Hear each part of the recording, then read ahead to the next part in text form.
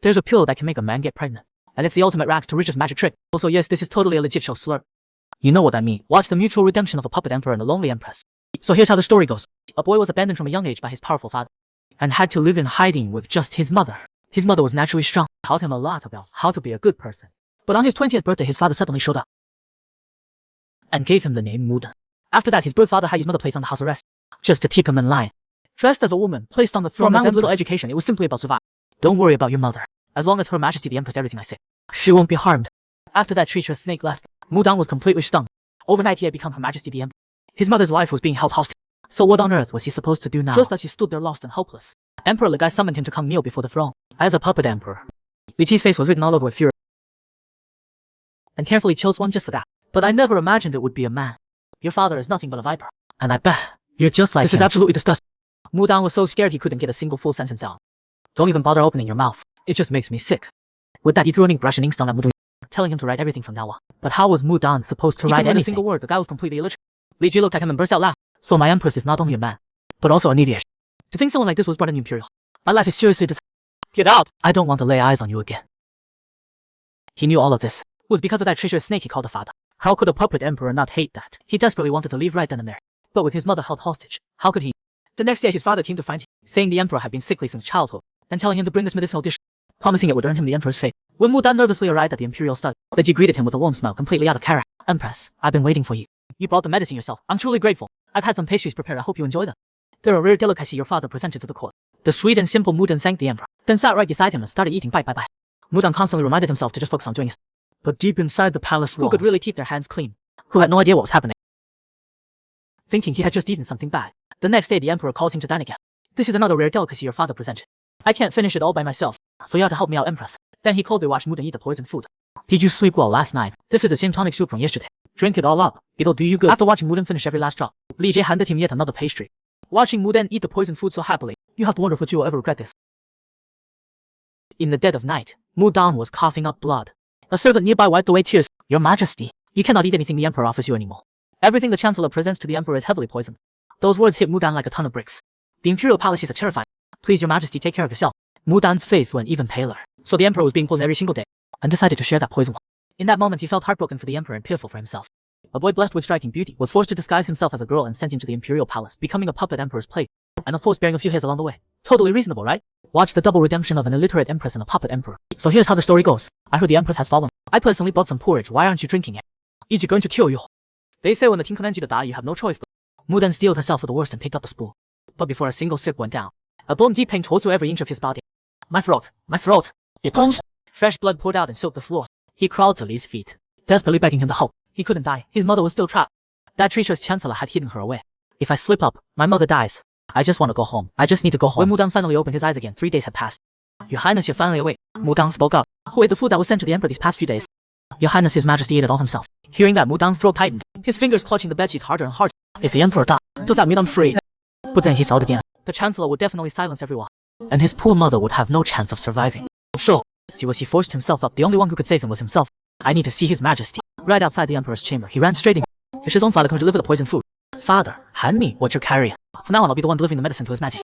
In the spirit of keeping the peace, the chancellor happily agreed to Mudan's offer. When all of this is over, I'll take good care of you and your mother. Looking at Li lying in bed, Mudan couldn't help but feel a pang of sympathy. His mother had died when he was young, and the previous emperor passed away not long after. So as a child, he had no choice but to become a puppet emperor. His situation was so much like mine. I hope this antidote can do him some good. It's the least I can do. From then on, Mudan quietly slipped him the antidote whenever he could. The emperor slowly started getting better. Then one day while sneaking him the antidote, she caught him red-handed. This is the antidote, isn't it? After everything I've done to you, why are you still saving me? Did your father put you up to this? Mudan, who had been a little scared up completely lost it. You only live as I live, we're in the same boat. Don't you get that? But Li wasn't hearing any of it. I'm a dead man walking. What's the difference between living and dying for me? Just then, a voice announced the chancellor's arrival outside the chamber. Both of them froze. Your servant has brought a medicinal dish for your Majesty. Please, your Majesty, you must keep up your strength. Wishing your Majesty a swift recovery. Li's hands were trembling. Seeing that, Mudan reached out and snatched the spoon from him. He shoved it in his own mouth. Your Majesty, I grew up poor and was always hungry. Please don't blame me for this. It was the first time Li truly looked at this man before him, and something unfamiliar stirred inside him. Like a single ray of light breaking through years of darkness. Then came a violent fit of coughing, and Mudan began coughing up blood. Even the emperor broke down in tears. Neither of us matters more than dirt, and we'll both end up in the same miserable place. But your loyalty, I will never forget it. When you recover, I'll grant you any wish you ask for. Mudan's mind drifted to the memory of his mother teaching him how to read. I want to study. I want to learn how to read. There are 3 things in this world you just can't hide. A cold, being broke, and being in love. Sniffle. So here's how the story goes. Meeting someone you really like at just the right time in your life is honestly one of the best things that can happen to each other's heart. Stealing a sweet kiss when feelings are at their peak. It's almost too much happiness to handle. They say people who smile a lot tend to have pretty good luck. That scheming royal uncle who'd been plotting to seize the throne actually fell off his horse and died. From that point on, no one could threaten him anymore. The whole kingdom celebrated and Li Ji declared a general pardon. The only one who felt uneasy was Mudan. What was going to happen to him now? A rooster who couldn't lay eggs. Then his father, the chancellor, showed up with a plan and a secret called the Phoenix Gallbladder. Mudan, unable to see any future, went ahead and took the Phoenix Gallbladder, but a miracle drug that defies the laws of nature. Isn't exactly easy on the body. When he finally came to from unconscious, the first thing he saw was Li's worried eyes staring back at him. Why didn't you say something when you were in so much pain? Is it the old poison still lingering in your system? Don't worry though. I'll get you the best healers. Once you're better, I'll let you leave the palace and find a good man. Hearing this, Mudan panicked completely. He grabbed the emperor's robe and pushed himself upright. Your Majesty, I have a bold request. I'm asking you to let me share your bed. I want to give you an heir. Li Ji said that was absurd. How on earth could a man have a child? But then Mudan said, please, spare my father. And Li Ji's expression went completely dark. I always believed we'd built a real bond between us. Something even deeper than friendship. I refuse to believe the accusations my loyal officials made. Looks like I was wrong. If this is what you want, then so be it. With tears in his eyes, leave the weakened Mudan. You are the only person I ever trusted. How could you do this to me? I deserve to die for what I've done. Please, your Majesty, don't. Once Mudan recovered, they chose an auspicious day. We'll skip over the details here. Use your imagination, folks. 2 months flew by after that. Mudan was alone by the lake feeding the fish, wondering if he'd been too cruel to Li Ji. She had given him her whole heart, and he had hurt her. Just then Li Ji walked up beside her and asked how he'd been feeling lately. Had the old ailment been acting up again? Mudan was caught off guard. He hadn't expected Li Ji to still care about him like that. He had no idea how to respond to her sincerity. Then suddenly a sharp pain shot through his stomach, and he collapsed right in front of Li Ji, watching him tremble with pain in her arms. Li Ji's heart seized up. Get the royal physician. After all the chaos settled, congratulations, your Majesty. The Empress is with child. Every bit of doubt and uncertainty vanished in that moment. Li Ji pulled Mudan into a tight embrace. You're actually pregnant. How many more secrets are you still keeping from me? But don't worry. From now on, I will protect both you and this child. Mudan looked at her and felt his heart soften. So she really does care about me after all. A boy disguised as a girl took a secret potion and successfully bore children for a puppet emperor. But time is a cruel mistress. To escape her gilded cage, the Empress put on men's clothes and snuck over the palace wall. Watch how this male Empress fights back and reclaims everything he lost. So here's how the story goes. Once Emperor Li found out that Empress Mudan was pregnant, he became totally clingy and shameless about it. As for the Prime Minister who wanted to ride his grandson's coattails, Li had him taken out on some pretext. Just like that, the only villain in our story got written off. Don't worry, I've already had your mother moved somewhere safe and well taken care of. I will do everything in my power to protect you and the baby. Mudan was completely swept off his feet. And just like that, Mudan successfully gave birth to a prince. They put in a little more effort and welcomed the princess too. A love story for the ages. But time spares no one. By the time Mudan turned 30, he had turned into a total Middle Ages slob. In his own words, the last time he'd had any action was 2 years ago. As they say, 30 is when you hit your peak, prime time to let loose. The real problem was that because of his male body, Li flat out refused to let him leave the palace. Mudan was going out of his mind with frustration. He wished Li would at least take some concubines so there'd be some palace drama. Anything to kill the boredom. Mudan knew deep down that Li hadn't fallen out of love with him. It was just that court affairs had been overwhelmingly busy these past 2 years, leaving them no time together. He sent a letter hoping Li would come visit, and maybe even sneak out of the palace for a drink together. But the dream was big and reality hit hard. Alright Li, you blow me off today. Just wait till I become someone you can't even touch. After gulping down a jug of cold wine, Mudan's mind started to wander. What is he? Some kind of precious jewel? Locked away in the palace, hidden from the world.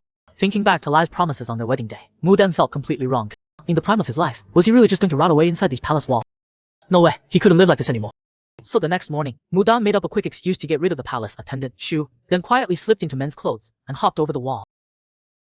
10 years, he hadn't been out in 10 whole years.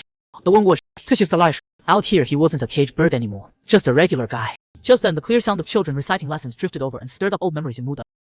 Lost in thought, he climbed up to the top of the wall and watched the kids reading aloud inside, which brought back memories of raising his own children. Back then, the kids thought Mudan knew everything. He was basically a superhero in their eyes. But as they got older, they stopped seeing him that way. Watching them walk away disappointed, Mudan had been absolutely heartbroken. From that point on, the prince and princess never came to Mudan with their questions again. Mudan thought to himself, I may be ordinary, but I'm not dumb. Those kids were just way too arrogant, just like Lai. And that only made Mudan more convinced of how important real education truly was. I'm going to start my own school. A man gets hit on in the middle of the masked stranger is actually his own wife. She lands a kick right where it counts, and unknowingly wrecks her own happily ever after. That night, the usually unstoppable emperor couldn't perform. This is a big deal. We need to get to the bottom of this. Here's how it all went down. Your Majesty, what on earth are you doing? If the emperor finds out, he's going to lose it. Relax, Shu. I've got it all under control. Then just like that, she hopped the wall and disappeared into the night, leaving Shu completely bewildered in the wind. Ever since Mudan became a teacher, she's had a whole new sense of purpose. You could really see the difference in her attitude. There was just one little headache though. She had to race back every single day, or the palace gates would be locked. My knee. Oh, 麻药到. Whoa, I'm fine. He knocked someone over and don't even help them out. When the suspicious man reached out his hand, Mudan instinctively backed away a few steps. Fine, fine, I forgive you. Thinking to herself, don't you dare come any closer. What do you mean I knocked you over? One who ran into me. What are you trying to pull? Help, somebody. I'm being assaulted. Wait, could this be the shady character Shu warned me about? That thought alone was enough. She didn't even stop to wonder why his voice sounded so familiar. She went straight for the kick right where it hurts. Little did she know, that one kick had just destroyed her own future happiness. The suspicious man dropped to the ground. How dare you lay a hand on me? Don't let me catch you around here again, or you'll find out exactly what I'm capable of. By the time Mudang dragged herself back to the palace, she was completely wet. Alright Shu, I'm listening to you this time. I'll stop sneaking out for a while. It's way too dangerous out there. Oh good grief, my lady. That is not the problem right now. The Emperor said he's coming to your chambers tonight. Cut toy. Mudang getting scrubbed down in the bath like there's no tomorrow. Hanging on, my lady. It's been 2 whole years. You need to be spotless. It was a little rushed, but luckily Mudang was naturally beautiful. A little touch up and she was absolutely stunning. By the time the Emperor arrived, Shu had already slipped down. Your Majesty, I greet you. Rise, my Empress. Have you been well? Very well. I almost forgot what you look like, Your Majesty. It has been nearly 2 years after all. Mudang had clearly mastered the art of the backlit compliment, dripping with passive-aggressive shade. The Emperor paused. Had it really been 2 years? Shu peeked in from behind the door, silently cheering Mudang on. Mudang got the message loud and clear. So she laid on the flattery nice and thick, only for the Emperor to respond with talk of punishment. Mudang was totally lost. Is he actually gonna punish me? Isn't that a bit much?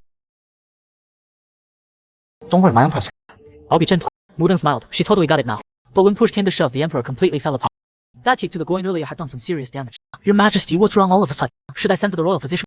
The Emperor waved her off with a quick flip over nothing to see here, then stumbled his way toward the door. I'm not feeling so great tonight. Let's call it here. I'll come back another time. Mudang thought, are you kidding me right now? I already got all dressed for this, seriously. What do you do when your wife can't recognize her own husband? He's bathing under a waterfall right now. We need answers fast. Okay, so here's how it all went down. With no one to coach him, Lee just followed his heart and went in for a kiss, hoping his wife would recognize him. What do you think you're doing? When she demanded an answer, Lee deepened the kiss instead, and told her he'd wear her hairpin with pride. Mudang's face turned as red as a ripe apple. She was absolutely mortified. You shameless creep. I'm a taken woman. She kept laying into him with kicks and shoves without holding back. Lee's response, I'm the one you belong to. You're not even in the same league as my husband. He's handsome, tall, charming. You two are on completely different levels. Lee's mouth twitched. He didn't know whether to laugh or be annoyed. I really am your husband. Without waiting for her reaction, he grabbed her hand and pulled her into the night market. All in the name of taking his wife out for a stroll. Mudang was terrified inside, and at that moment, she really missed that joke of an emperor.